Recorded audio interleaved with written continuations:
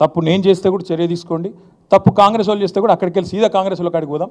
ఆడ మొత్తం ఆ చెరువు చుట్టూ FTL బఫర్లు ఏమేమవుతున్నాయో మొత్తం కొలగొడదాం. వెల్కమ్. V6 వివేక్ గారిది కూడా చక్కటి గెస్ట్ హౌస్, ఫామ్ హౌస్ నీళ్ళల్లోనే ఉంది. మీరు నేను V6 వివేక్ గారిని కూడా కొడతా ఉన్నా, V6 సంస్థను కూడా కొడతా ఉన్నా. దయచేసి మీ V6 వాళ్ళు వెళ్ళి 2 కెమెరాలు చక్కగా పెట్టి V6 వివేక్ గారు ఎట్లా కట్టారో అందులో అది కూడా తీయండి. దయచేసి ఎందుకంటే కూలగొట్టేటట్టు మరి మీరు దగ్గరుండి పెద్ద మనిషి కదా, ఎమ్మెల్యే గారు కదా, తప్పకుండా చేయాలి. నేను అనేదల్లా ఒకటే, ఖచ్చితంగా సరే రేవంత్ రెడ్డి నువ్వు కాదు కదా, నీకు ఎందుకు టెన్షన్. కానీ నేను అనేదల్లా ఓకే థ్యాంక్ యూ, అంత ఆవేశపడకు.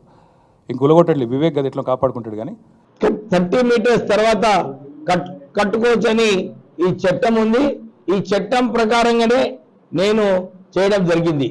ఆ రోజులలో నియంతృత్వ పాలన ఉన్నప్పటికీ కూడా కేసీఆర్ని వ్యతిరేకించడం జరిగింది. మాకు ఎన్ని ఇబ్బందులు పెట్టి మా సంస్థకు అడ్వర్టైజ్మెంట్స్ ఇవ్వకున్నా కానీ వారి వ్యతిరేకంగానే ఎక్స్పోజ్ చేసి వారు గద్దె దించే వరకు మా పోరాటం కొనసాగింది. నిజంగానే మేమే తప్పు చేస్తుంటే మీరు అధికారంలో ఉన్నప్పుడు ఎందుకు చర్యలు తీసుకోలేదు?